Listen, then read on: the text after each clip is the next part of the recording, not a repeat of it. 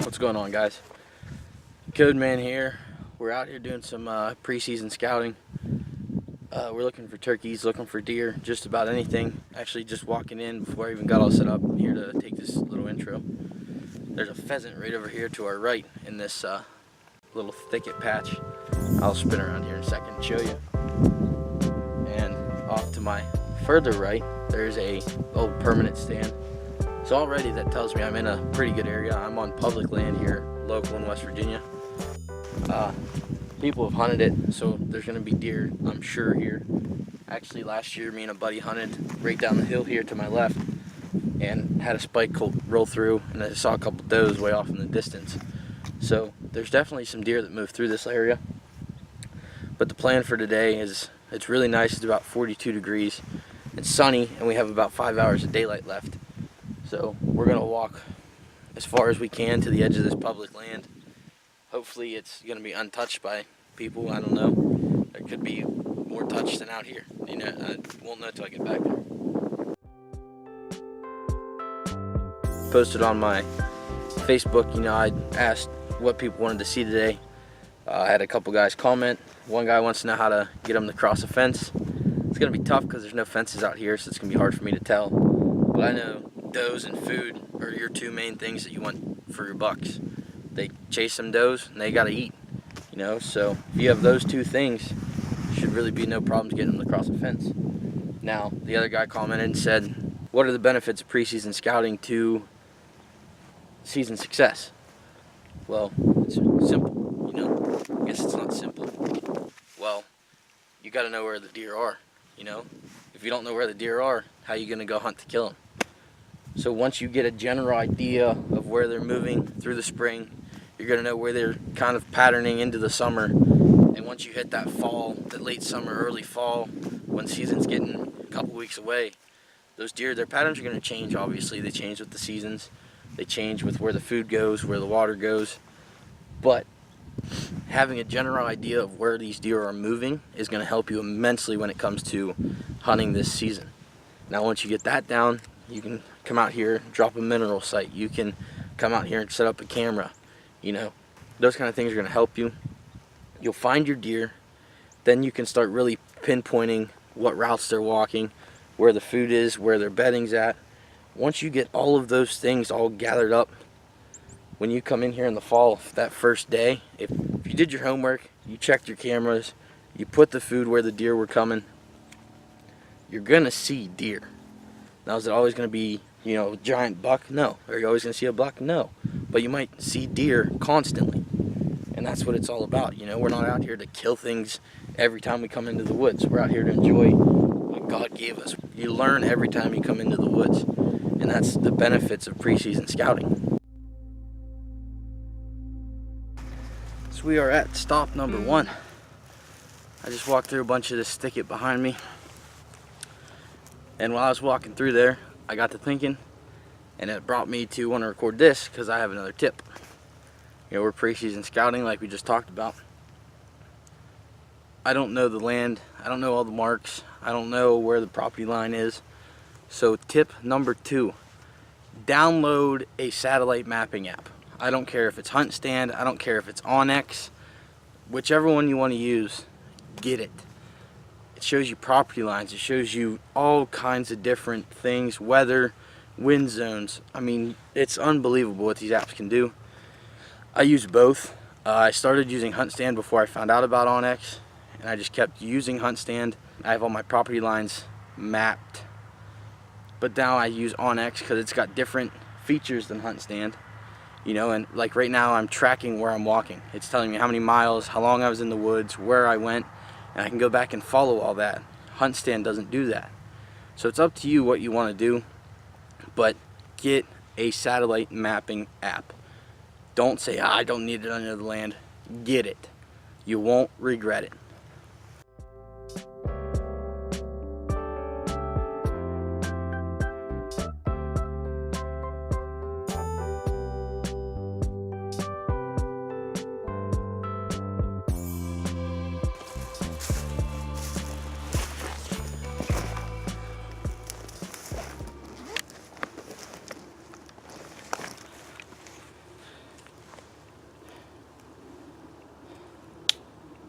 Tip number 3.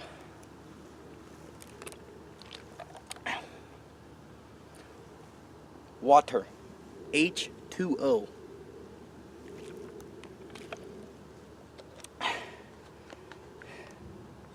The high quality stuff.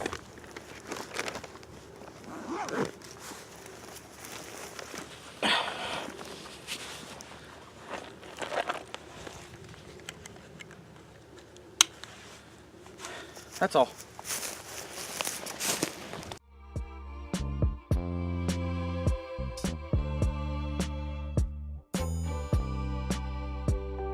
Tip number 4, or 5, whatever one we're on. Take your time when you're out here.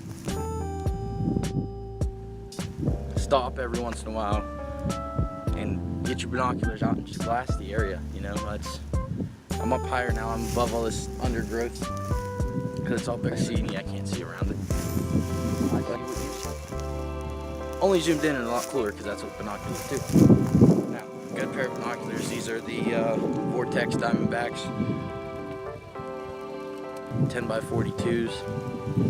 Got my little service eye doohickey to clean the lenses.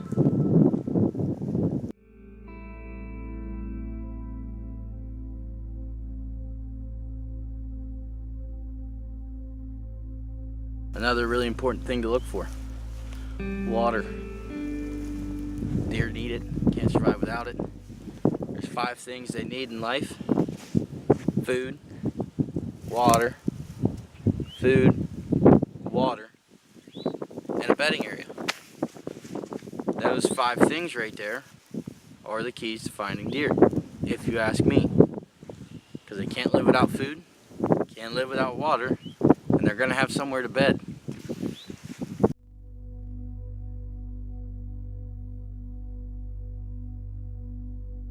So we got back in here a little bit deeper. We're actually in the middle of the thicket right now.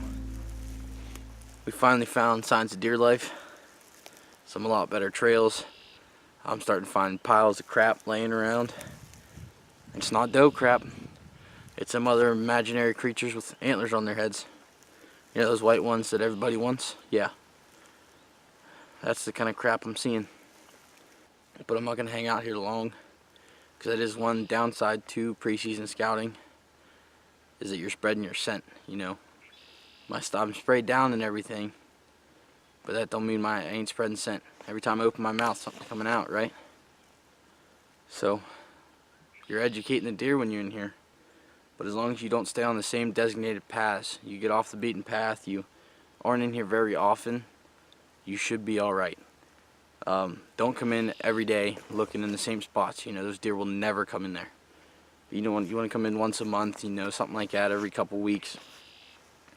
Check it out, see if something's changing, maybe more deer are coming through.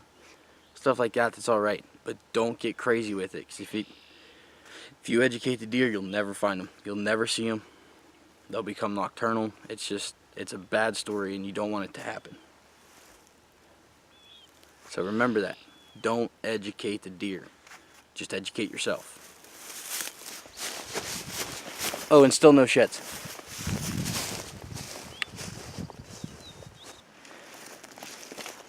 Here's where the miles you put in the off season start paying off. I walked all the way around there, you know, where we just were. It was thick. There were some nice trails, but it wasn't, you know, it wasn't as fresh. So I walked a little bit further. I seen a real nice trail. I said, okay, I'll follow this, and bam. No, it wasn't a shed. No, don't get that thought. But this whole area right here, this whole spread, is littered with fresh trails. I mean, mud trails. And it's nothing but trees right here, and right down below you. This is the preseason bonus. Right down below you is a nice little pond. Ponds mean bass fishing, and it's easily accessible from the other side. If you go down on this side, you might hurt yourself, and I don't recommend that. But I might go down on the other side soon, since it's getting nice and warm out, and try and pull some bass out of there. That'll be another video, don't worry. But this is tip 11. Put in the miles. Find your deer. This will be a continued video in a couple weeks. But I hope this helps some of you. I know people aren't usually in the woods already looking for deer. They're at home doing spring cleaning and annoying their wives with turkey calls and all that fun stuff. But if you're looking to get into preseason scouting and you need help doing it, you can message me, Instagram, Facebook, whatever. I'll talk to you. I'll talk to you through it, talk to you about things that I've learned over the last couple years with the help of other people. And I hope this video helps you, you know. Like I said, find the food, find water, find where they're bedding. Those three things, I mean, it's going to be hard to not see deer if you find those three things. Oh look, fish just jumped right there. Haha! Alright, but if you find those three things, I mean, it's going to be hard to not see deer. I hope this video helped. Remember to hit the thumbs up, subscribe, follow me on Instagram, find me on Facebook, message me. I don't care. I'll respond. I'll interact. You got questions, ask. Anything like that. And hopefully the next episode will have sheds and we'll have more tips to give you. Maybe I'll have more questions to answer. Thanks for watching, guys. Catch you later.